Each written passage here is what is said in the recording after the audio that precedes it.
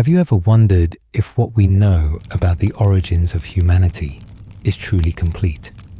We are often taught that at the beginning of everything, God created the heavens and the earth, and from there, humans began to exist in a beautiful garden, a perfect place where Adam, the first man, was created from the dust of the ground. A beautiful and clear story. But is this story truly complete? What if one day you realize that all you know about the origin of humanity is just a small part of a much deeper and more mysterious truth? The story we are taught in school, in church teachings, or even in debates at universities, could it be the final truth? Or is it just the surface of something much greater, containing secrets we have never explored? Perhaps ancient texts, documents forgotten over thousands of years, could offer us a completely different perspective on the history of humanity. The history of humanity we know. Could it be just the tip of the iceberg? And if so, are we living in a world where the story of mankind has never been fully told? We will explore these questions and many others that have been forgotten over the centuries, pushed into the shadows. So what do you think? Is what we know the entire truth about humanity? Or is it just a patched up story, a part of a grander tale that we have never heard? Before continuing this journey to uncover the untold stories of our origins, I would like to invite you once again to join us and help build this community. Please hit subscribe and like this video so you don't miss any exciting parts of our exploration ahead. These videos are created to share mysterious stories, hidden truths, and questions that you may have never thought about. With each subscription, you will become part of this journey, helping us spread new knowledge and deeper understanding of the origins of humanity, exploring things that perhaps we never dared to dream of. We have prepared for you a journey full of surprises, and to continue creating high-quality videos, we truly need your support. Together, we will uncover the greatest secrets that history has never revealed. Click subscribe right now and continue with me to explore one of the most mysterious stories of humankind. You will never look at history the same way again. Together, we will explore deeper layers of truth. You stand before an ancient book. As you flip through its pages, you will see images, words, and stories that have been passed down through generations for thousands of years. One of the oldest and greatest stories of humanity is the story of creation, the birth of the world, of humanity. And that story, traditionally, is recorded in the book of Genesis in the Bible. In that story, God created everything in 6 days. On the first day, He created light, separating it from the darkness. On the second day, He created the sky and the sea. On the third day, the land was made dry, and plants grew. On the fourth day, the sun, moon, and stars were created to give light to the earth. On the fifth day, birds and creatures of the water were created. And finally, on the sixth day, God created humans, Adam, the first man, and then Eve. A story full of wonder, right? Certainly, this story has deeply ingrained itself into our consciousness. It seems clear, simple, and easy to understand. But can we truly understand the whole of that story? Is this story really as we have been taught? So have you ever wondered if Genesis is not just a creation story, but also a profound message with hidden meanings waiting for us to discover?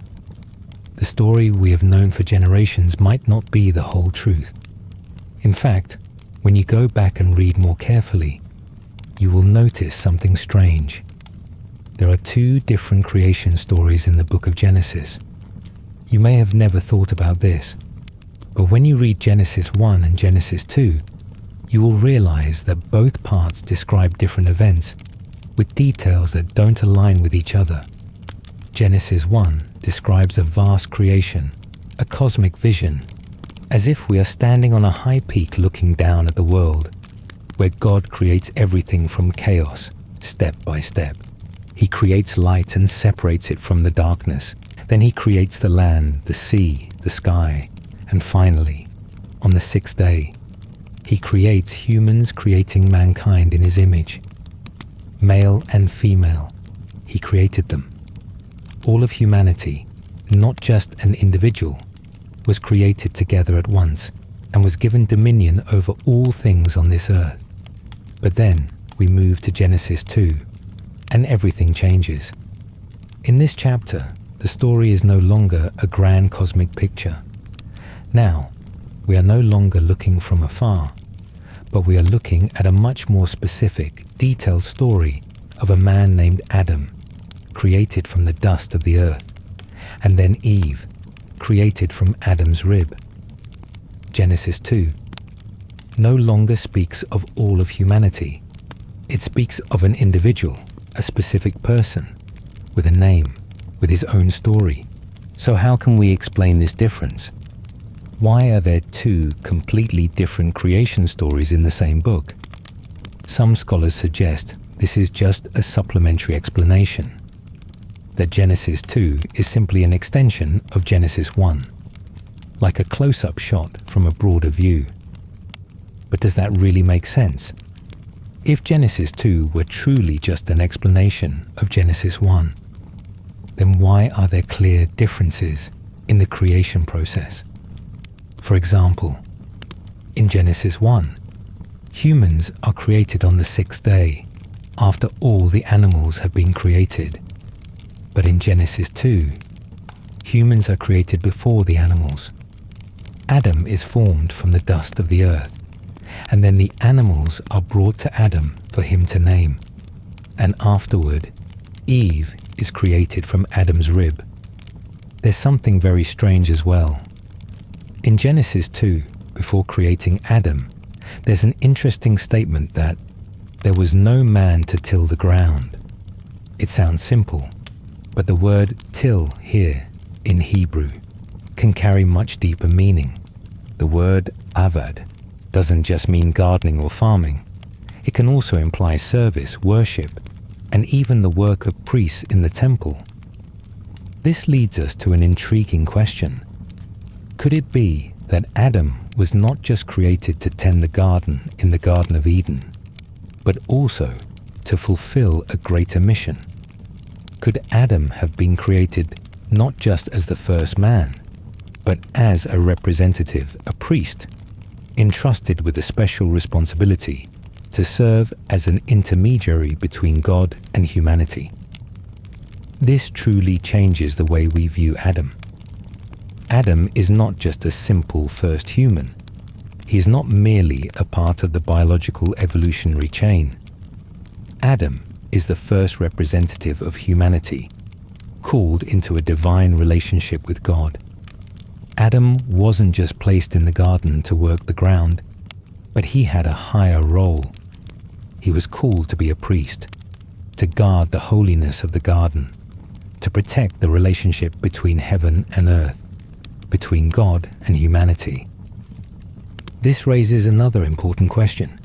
If Adam was not the first human, but the first representative chosen by God, then could there have been other humans outside of Eden? People who were not chosen for that divine covenant, but who still existed on this earth. Genesis chapter 4 suggests that Cain, after killing Abel and being exiled, encountered some people in the land of Nod and built a city. But wait, who were these people? And why did Cain build a city if there were only a few people on the earth? This could be a clue to an untold story. Maybe God didn't just create Adam and Eve as the first humans, but created a much larger people, with other humans living outside the Garden of Eden, with civilizations of their own, and knowledge of things we have never known. This story could entirely change the way we understand creation, the origin of humanity. Perhaps God was not just creating a species, but a great plan of redemption, in which each person has a role, a mission. And this, perhaps, is not just about one individual, but all of humanity. So what is the question we should ask? How can we understand Genesis 1 and 2? Are these two stories merely a misunderstanding, or are they opening up a deeper message? Could it be that Genesis is not just a story of creation, but a story about why we exist, about the divine role of humans in this universe? Let that question linger in your mind, and as we continue this journey of discovery, we will gradually uncover the remaining mysteries. Because what we are uncovering is not just an old story, but a grand tale that involves all of us. When we think of Adam, most of us envision him as the first human on this earth, the one created by God from the dust of the ground and became the first father of all of humanity. But could this be an ancient misunderstanding? Could we be overlooking something more important, that Adam was not just the first human, but the chosen one to represent all of humanity in a divine covenantal relationship with God? This is not just a difference in perspective, but a shift in how we understand Adam's true role in human history. Adam was not just the first to appear in the Garden of Eden, but the first to be called by God into a special relationship, a divine covenant, a mission far beyond the role of an ordinary person. Adam was not the first human simply to work the land. In fact, Adam was entrusted with a much greater role. He was not just a gardener, but the first priest, an intermediary between God and humanity. To understand this more fully, let's return to Genesis 2:15, where it says that God placed Adam in the Garden of Eden to till and to keep it. However, the words till and keep in Hebrew don't just mean gardening, but also imply serving and worshipping. These are the words used to describe the work of priests in the temple. Adam was not the first human just to plant trees or tend the garden. He was chosen by God to fulfill a divine mission. The Garden of Eden was not just a place to live, but a sanctuary, where God and humanity could meet. And Adam, he was entrusted with the responsibility to protect the sanctity of that place, much like how priests protect and preserve the temple. If Adam was a priest, then the Garden of Eden was the cosmic temple, the place where heaven and earth intersect, where God and humanity could be in divine communion together. And if Adam was a priest, then Eve was his companion in this mission, not just Adam's wife, but one who shared in this sacred task, guarding the holiness of the garden.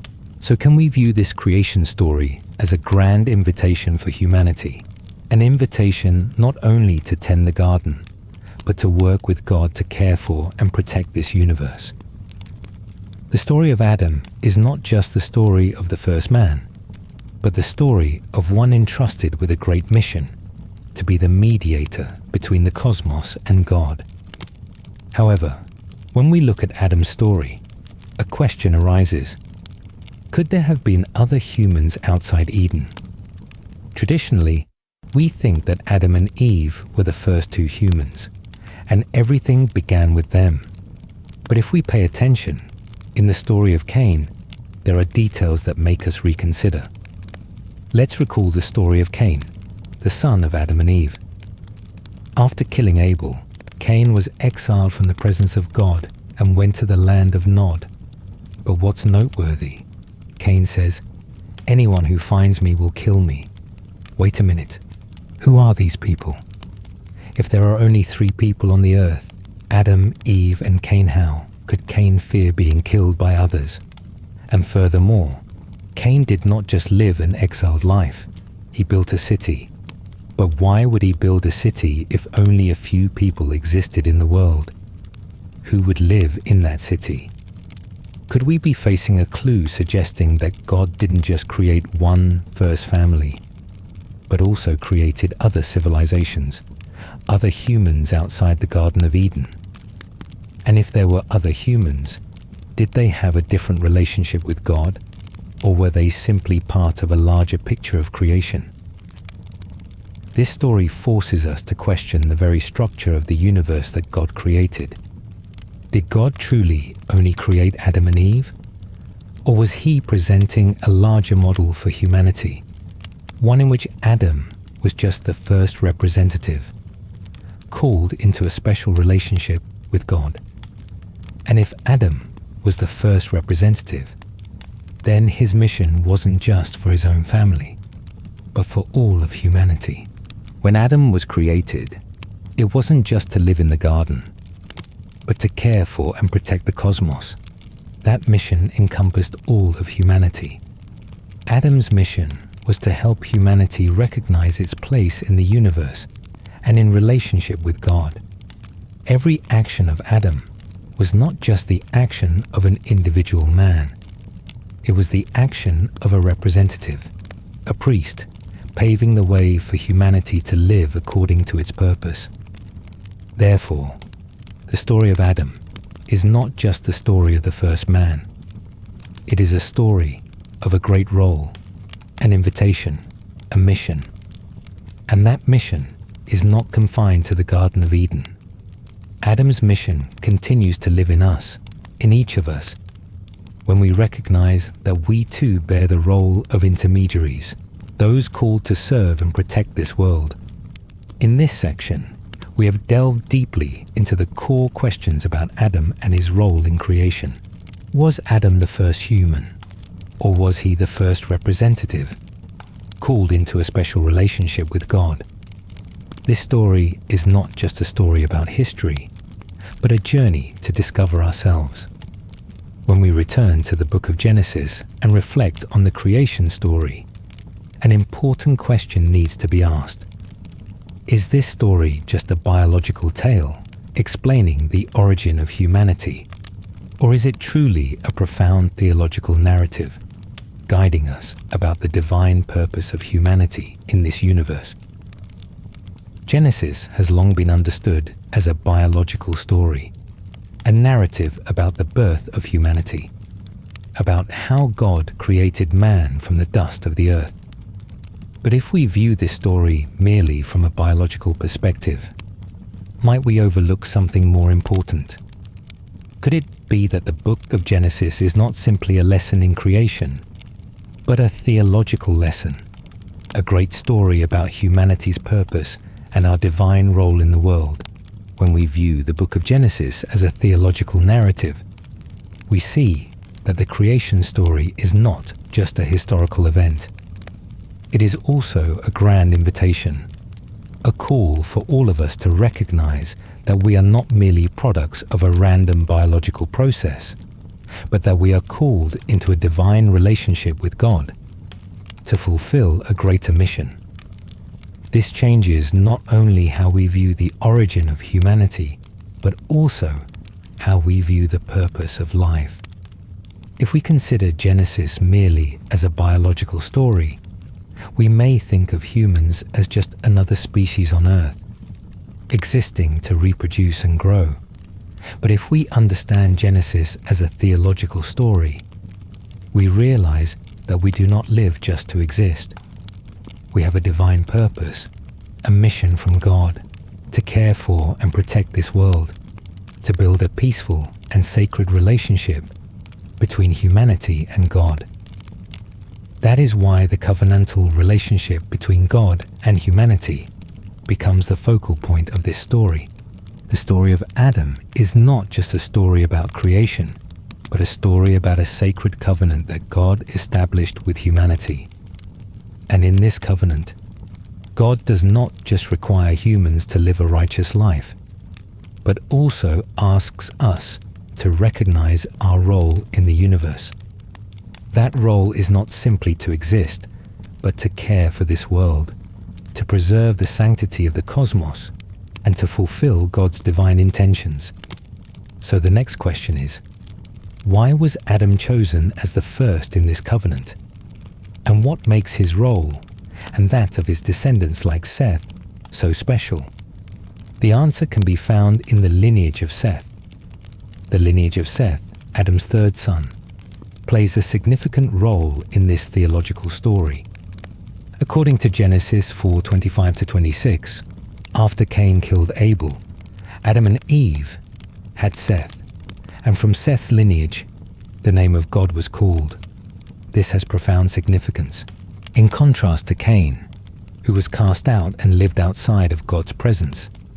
Seth and his descendants were called to build a relationship with God, to call upon his name, and to continue the work that God had entrusted. Seth, through the way he is described in the Bible, shows that Adam was not just the first in a physical lineage. He was the first in a spiritual lineage, representing the covenantal relationship between God and humanity. This forms the foundation for understanding the role of humanity in the universe, not just as a biological species, but as God's emissaries, called to live in a divine covenant with him.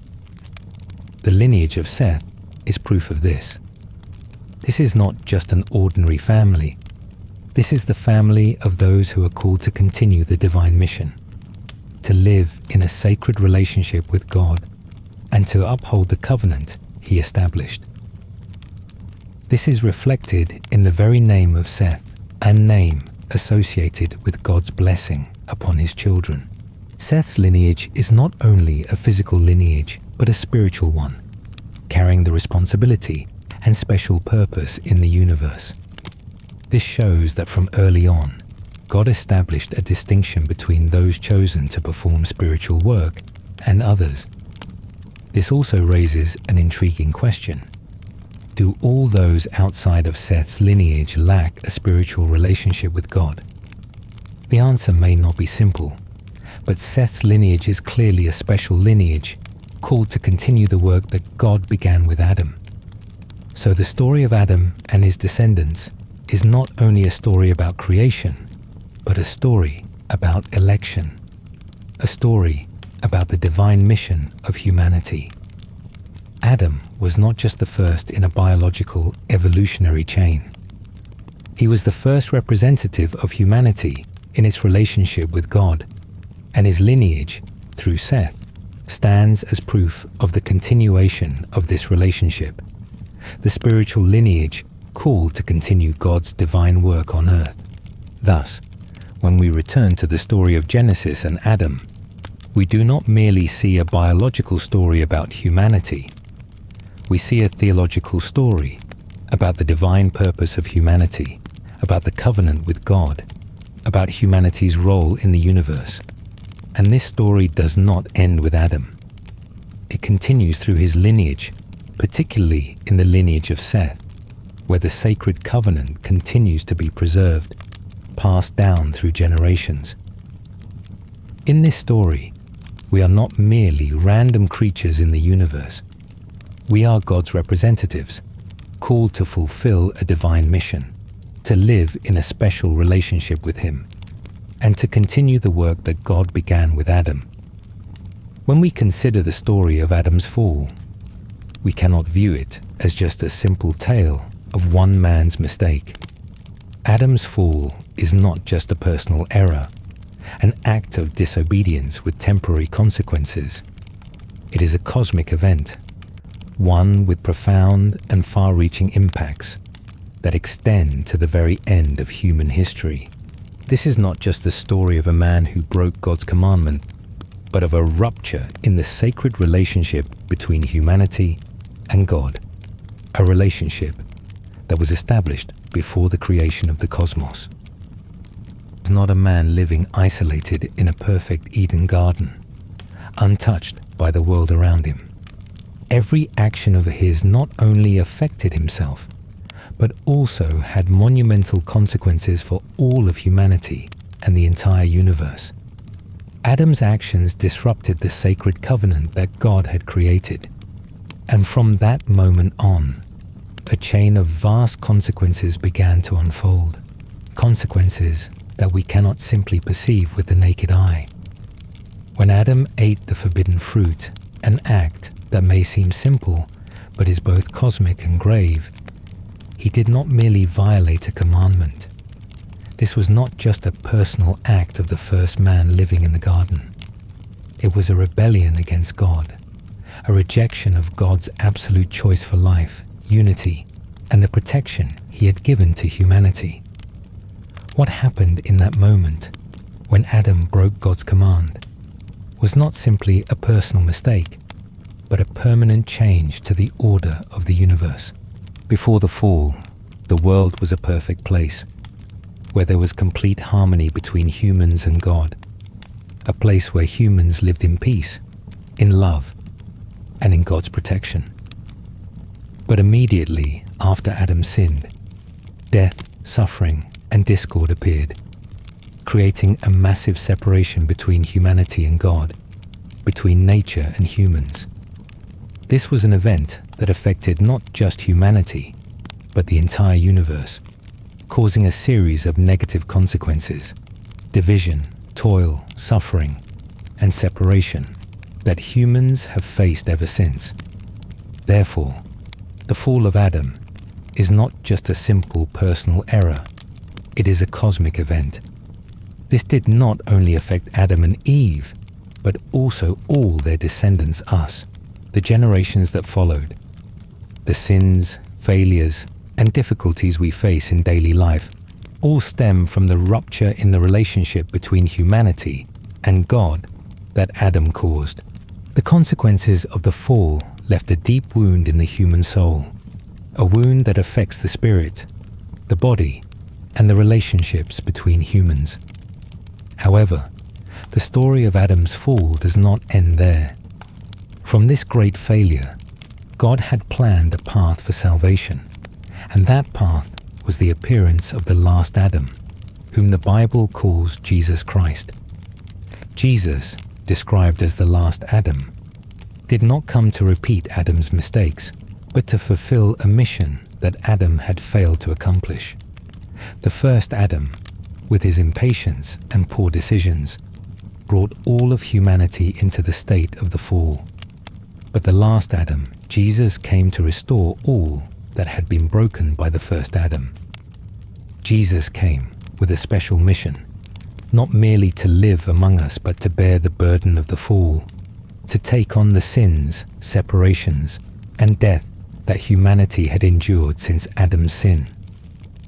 Jesus was not a king coming to rule with power, but a person who stood in as a substitute for all of humanity. Just like Adam, Jesus faced temptation, but he triumphed over those trials without failing. He lived the perfect life that Adam could not live, and in doing so, he completed the work of Adam without ever violating God's command.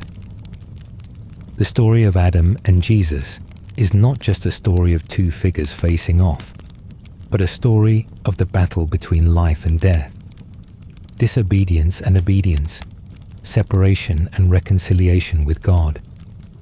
Adam's fall created a permanent rift between humanity and God, but Jesus, the last Adam, has bridged that gap, opening up a path to salvation and offering the opportunity for reconciliation with God for all humanity. When Jesus came, he did not only come to restore what Adam had lost, but to correct what Adam had done wrong. Through his death and resurrection, Jesus brought a gift of salvation not only for himself, but for all of humanity, for all who place their faith in him. The resurrection of Jesus is the great milestone in the history of the universe, for through it, death no longer holds power. Jesus' victory over sin and death gives humanity new hope, a hope that we can be restored and reconciled with God, just as Adam and Eve originally lived in perfect harmony with him in the Garden of Eden. Although the story of the fall begins with Adam, its consequences extend across every generation, including ours today. The consequences of the fall are not merely psychological or environmental issues. They are cosmic in nature. Adam and Eve did not merely break their relationship with God. They broke the very order of the universe that God had established. The result of that break is a world full of suffering, war, sin, and death. The world we live in today is not the world that God originally created, a perfect world without pain or suffering. However, the important thing to remember is that the fall is not the end of the story. The story of restoration, fulfillment, and redemption is a greater story that opens up a new path through Jesus Christ. Jesus is the last Adam who came to perform the restoration that the first Adam could not. In him, we find reconciliation with God, the fulfillment of the universe, and a new hope for the future of all humanity. Jesus's victory over death is not only personal salvation, but the restoration of the cosmic order that God had originally intended. In him, there is not only the redemption of souls, but the restoration of all that was lost since Adam's fall. Each of us, when we receive salvation through Jesus, is not only freed from sin, but becomes a part of that great restoration project, the restoration of the entire universe that God began. When we look back at the history of humanity, there is one thing that archaeologists and researchers always note. Ancient civilizations, which we have known through remnants and artifacts, seem to show that advanced civilizations existed long before we had imagined. These relics are not only found in monumental structures, but also in the vast archaeological sites and giant remains that we are still studying and exploring today. One of the most prominent examples is Göbekli Tepe, an archaeological site in Turkey, which is believed to be the foundation of an ancient civilization around 12,000 years old, predating even the ancient Mesopotamian and Egyptian civilizations. Göbekli Tepe is not only an ancient temple, but a testament to a civilization with highly advanced astronomical knowledge and architectural techniques. Stone blocks, intricate carvings, and meticulous designs found in ancient structures show a level of knowledge and technological advancement far beyond what we once thought ancient societies were capable of. This raises a question. How could these civilizations have built such monumental and sophisticated structures without modern technological assistance? And why have we assumed that humans in that era lacked the ability to create such works? In addition to Göbekli Tepe, the Great Pyramids of Egypt are another prime example. The pyramids are not just symbols of ancient Egyptian civilization, but are also a testament to the remarkable engineering skills of the ancient people. How could they move and assemble stones weighing tons with such precision? Despite having existed for thousands of years, these structures continue to astonish researchers with the depth of knowledge and organizational abilities of these lost civilizations. Such civilizations were not simply ancient cultures. They were living witnesses to a truth that long before we knew of civilizations like Greece or Rome, humans possessed advanced knowledge far beyond what traditional history books acknowledge. And perhaps these civilizations didn't just offer knowledge about construction or astronomy, but also held secrets about the origin and development of humanity. So could there be a connection between these ancient civilizations and the biblical story of humanity's origins? This question seems to open a new door for us to reconsider what we have been taught about evolution and creation. Perhaps these civilizations are proof of a deeper understanding of human history that we've never been taught. While archaeological discoveries provide us with a broad view of ancient civilizations, genetic research is also revealing profound insights into the origins of humanity. One of the most significant findings is the study of mitochondrial DNA and the Y chromosome, which provide evidence showing that modern humans did not originate from a single pair of parents, but rather as a result of mixing between different human groups. Mitochondrial DNA is the genetic material inherited from our mothers. Studies on mitochondrial DNA have shown that all humans share a common ancestor, but not from a single pair, as described in traditional biblical accounts. These studies suggest that modern humans may have emerged from several different human groups, living in various regions, and the evolutionary process was far more complex than the story of a singular first couple. The Y chromosome, which we inherit from our fathers, also provides vital clues about human origins. Studies of the Y chromosome have shown that multiple male lineages coexisted throughout history, rather than just a single pair of parents as traditionally portrayed. This further supports the hypothesis that multiple human groups lived and developed alongside each other before their intermingling created modern human generations. These findings not only question the origins of humanity, but also provide compelling evidence that the biblical creation story and the origin of mankind may not be an accurate description of a single first couple.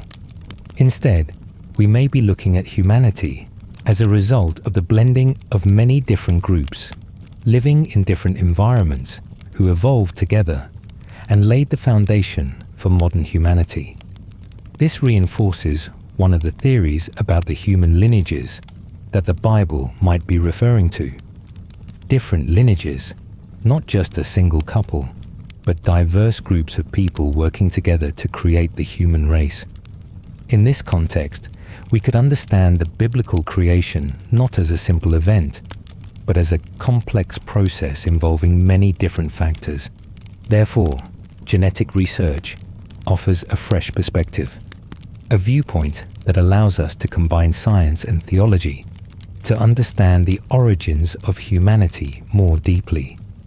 The mixing of different human groups, reflected in genetic studies, may be evidence of a diverse and complex creation process that God established from the very beginning. When we speak about the origins of humanity, we often face a sharp divide between biological and theological understanding.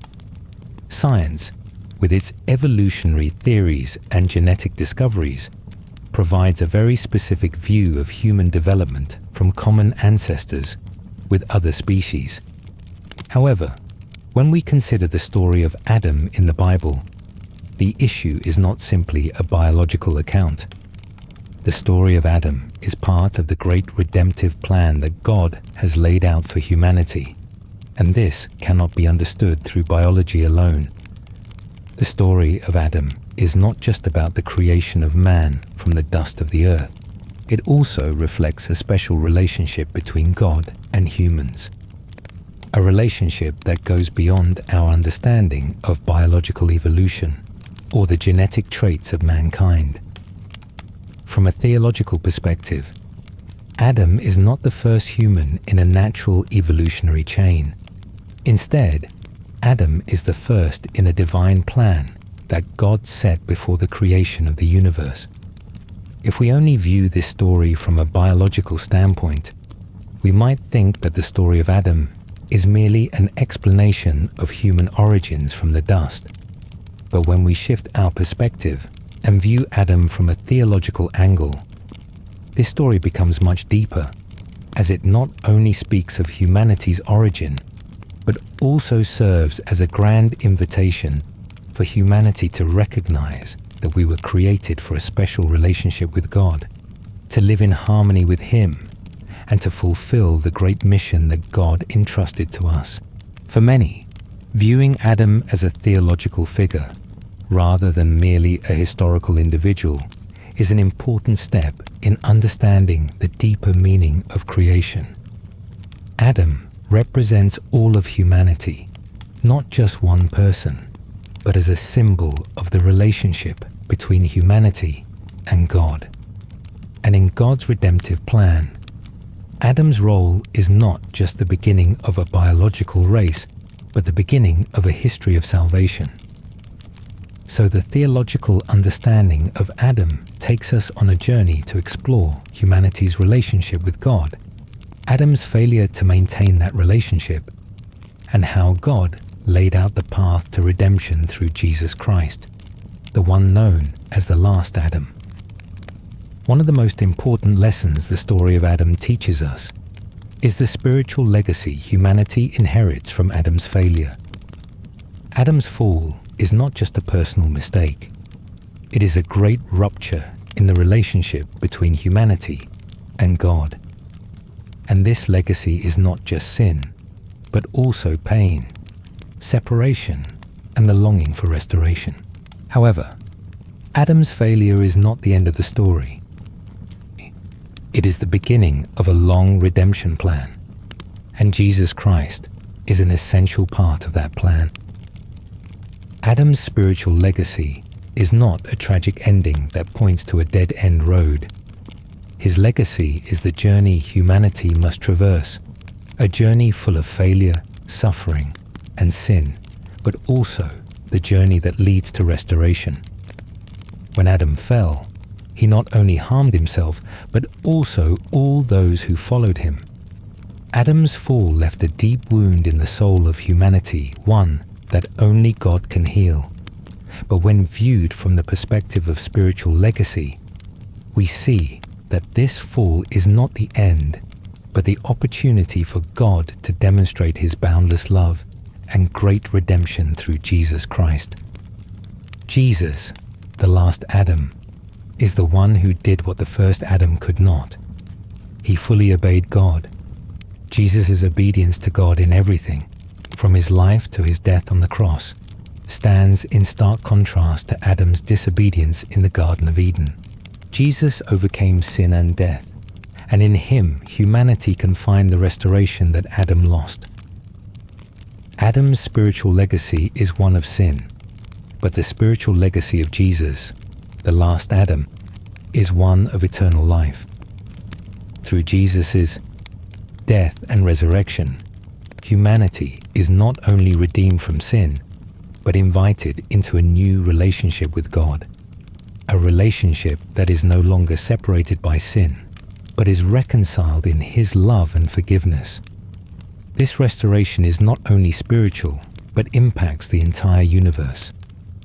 The first Adam lost the dominion that God gave him in the Garden of Eden, but Jesus, as the last Adam, restored that dominion, not just for himself, but for all who believe in him. Through Jesus, a new reign has begun, a reign of life, restoration, and eternal love, where the relationship between God and humanity is no longer divided, but reconciled in resurrection. The spiritual legacy of Jesus is restoration, reconciliation with God, and the restoration of the cosmic order that the first Adam broke. And this spiritual legacy is not limited to Jesus alone. It is a gift that all his followers can partake in. Those who trust in Jesus and accept him as their Savior will participate in this great legacy, becoming heirs of eternal life and working in God's kingdom, where love and reconciliation with him are central. The restoration through Jesus is a testimony to humanity's spiritual legacy, from the fall to redemption, from sin to forgiveness, from separation to eternal reconciliation with God. Although Adam's spiritual legacy is a painful one, it is the pathway that leads to great redemption, the path that Jesus walked to restore what was lost. In the grand story of Adam and Jesus, we not only see failure and restoration, but also witness God's boundless love, a God who not only created humanity, but was willing to pay the price to redeem us from sin, so that we can live in eternal harmony with him.